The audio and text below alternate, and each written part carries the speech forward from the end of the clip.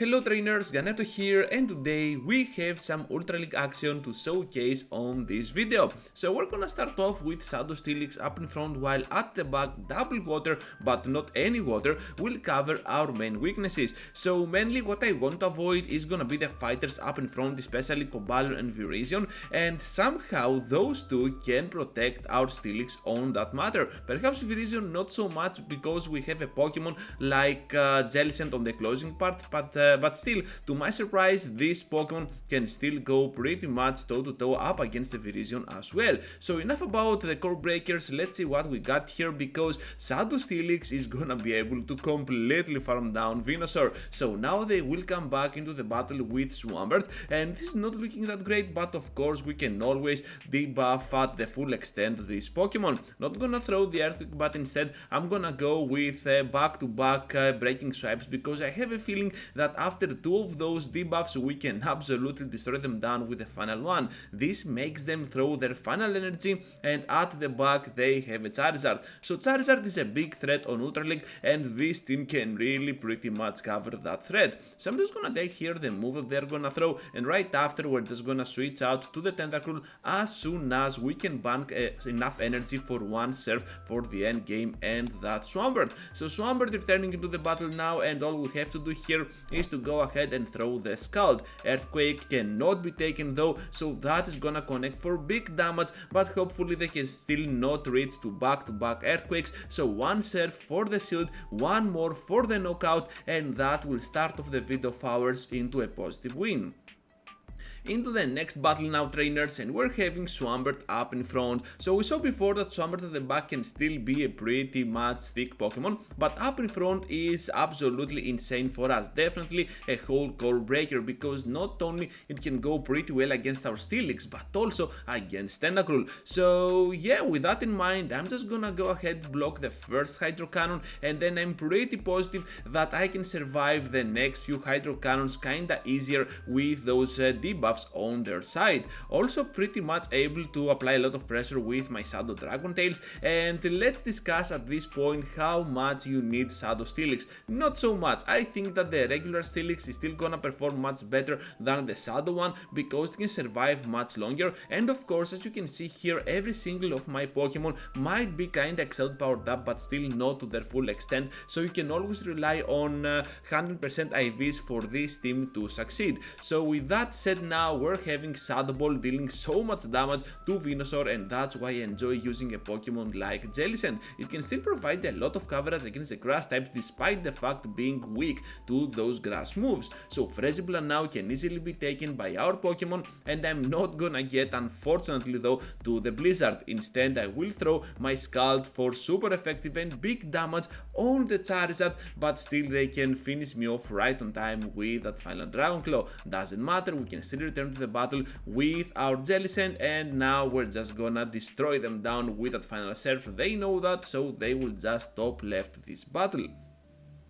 Into the next battle now, and we're having a Grident up in front. So against our Steelix, this Pokemon doesn't have a lot to offer, especially with those crunches and body slams to be resisted by a lot by our steel typing, but still those mud shots in combination with the resisted damage are still gonna add up a lot over time. So crunch being neutral here, always kinda threatening to us with a debuff on the defense side, but still we can always rely on Steelix and its mediocre bulk to destroy down whatever it is gonna face. So this is the final breaking swipe that we will throw, and it is gonna be kinda enough in combination with the final Dragon Tail to get rid of that Grident. Now at the back they have a Giratina, so you already know what is gonna happen. We have to go straight for those Shadow Balls, and perhaps they will let at least one go through. So here comes now another move, and perhaps this is gonna be a Shadow Sneak. No, just a Dragon Claw. We can easily survive this one. So this gives us more time to charge up to more moves, and as I can see here, they're getting super low on HP, so I have to rely now on my Tentacruel to completely farm down the remaining HP that this Giratina is having. To my surprise, they are not switching out, so perhaps they have a Pokemon pretty much weak to my Poison Jabs at the back, and it is gonna be Clefable, not even with Fairy Wind, instead with Charm. So able to go here for that Scald, and right after I'm just gonna completely farm down after we we apply the debuff on them, and yeah, that is gonna be an absolute wrecking machine from our part. The Tentacruel is absolutely insane.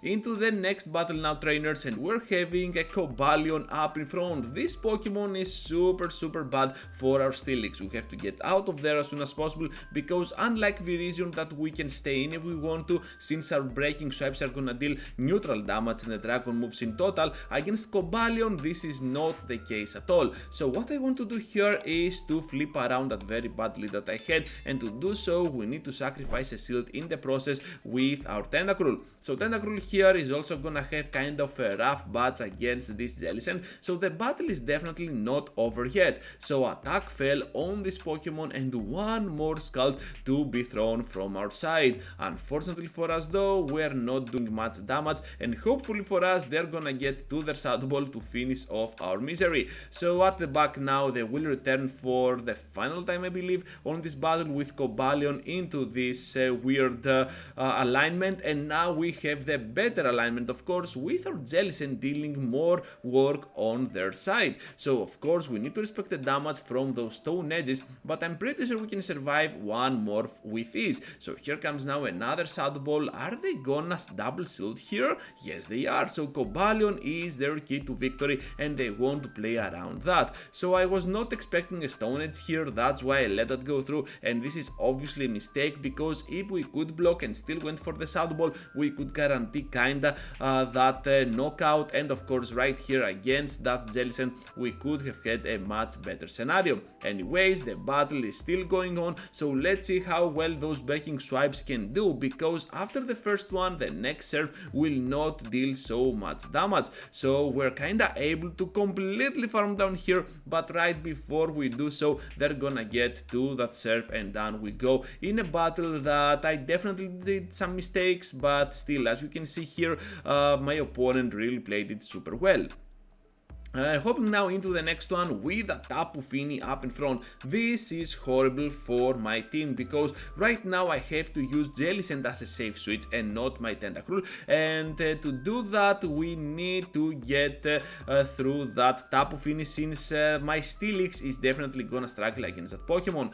At the back they have a Skeledridge, which is also gonna be kinda strong against my Steelix, so we definitely do not like those odds at all. And if I can block here the Shadow Ball, perhaps we can push for the knockout with our Jellicent. So I get to the undercharge here because I was hoping that I could farm down, and it kinda worked, but still they managed to get off a disarming voice, which was not planned at all. At this point we're getting kinda low, and I'm just gonna throw the Shadow Ball immediately to that Tapu Fini. Instead though, they're gonna bring their Charizard into play, which is a pretty smart choice. But at this point, even if we get hit by a super effective Blast Burn, I don't care at all, because not only we can debuff this Pokemon, this is the less of my worries right now, but mostly about my Tentacruel having the upper hand on whatever they are gonna do, because both Charizard and the Tapu Fini are gonna be extremely weak to my Tentacruel. So right here I'm just gonna bring into the fight my Jellicent, because I just want them to dump all that energy that they have covered, and right after Tentacruel can easily go in, make them top left this battle, or are they gonna stay in, because as it seems Blast Burn is coming up, not even half, not even close actually, and we're just gonna completely farm down with those poison jabs. Hopping now into the next battle with a Walrein up in front. This Pokemon is always troublesome, and for one single reason: Earthquake. Besides that, it is totally manageable with your team. So with that said, now we're gonna be met up with that Golisopod on the switch, and I know that they are gonna throw super effective damage with that Shadow Claw, but any other move is not gonna do that much. So I have to rely on those charge attacks and to my kinda average bulk points that we have. So over here we're just gonna get another Aerial Ace. We can easily survive and still push for the knockout with that final serve. Are they gonna take it? No, they will rely on their Pokemon, and right before we reach the serve they will absolutely farm us down. Doesn't matter, we can still return to the battle with our Tentacruel, pretty much dealing the same defensive work like our Jellicent against this Pokemon, and we can handle whatever they are gonna throw. Look at those Aerial Aces almost tickling our our Pokemon, and we managed to catch one move on that Steelix. Of course, it is not gonna be the Earthquake, instead the Icicle Spear, and even if that was gonna be the Earthquake, I couldn't care much because still I want to rely on my Tentacle for the closing part. All I want them to do was to spend some energy in the process. I know that here whatever they throw is gonna be pretty much resisted, so leaving aside those shields for the endgame and the Earthquake is gonna be my main priority on this battle. So we're gonna get our attack stat lowered, which is not completely good for us, because now we deal even less damage with those poison moves and the scalds, but still we can rely on our bulk to survive those moves. So they managed to take both of those moves on their side, and it doesn't matter at all. I'm just gonna go ahead and completely farm down by pushing so much with those poison jabs, and they make the mistake of throwing the move. We can survive. Let's get that sweet victory, trainers, and now let's move forward into the final battle, because we're having a Gliscor up against us. This Pokemon is definitely bad news, and this Pokemon hits like a truck with that super effective Earthquake. However, after the first breaking swipe, perhaps we can have a chance even against a Pokemon like Gliscor. They still get though to the Earthquake, massive damage, but still nothing that we are gonna be put in a panic position, and we can still survive. Right after, we will try to completely farm down here, but we cannot do that. Instead, they're gonna throw their Earthquake, and down we go in the process. Good news though is that I'm expecting now the RLAs from this Pokemon, but instead they have Night Slash. Hopefully they're not gonna do much damage, because Jellicent is an absolute beast on the Ultra League level. And right after, we're gonna answer back at them with that heavy hitting Shadow Ball. One Shadow Ball will not do that much damage, though I might have said heavy hitting, but still, when it comes back to back, it is still gonna add up so much in damage.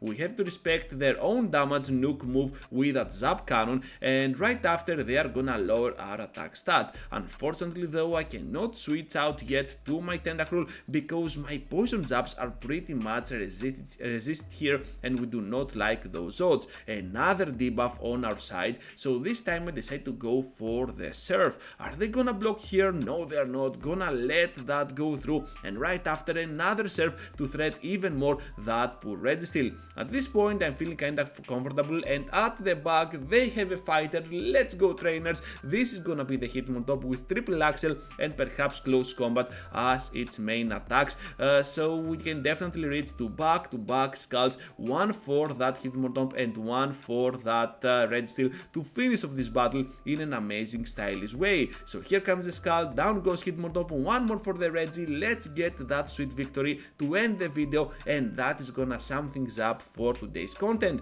Thank you for watching and for staying till the end. Just be sure to leave a huge like before you go, and please consider subscribe to my channel if you want to see more of my content here on YouTube. And speaking of more of my content, I have two videos for you to check out. Feel free to check them out, and I will see you all into our next upload.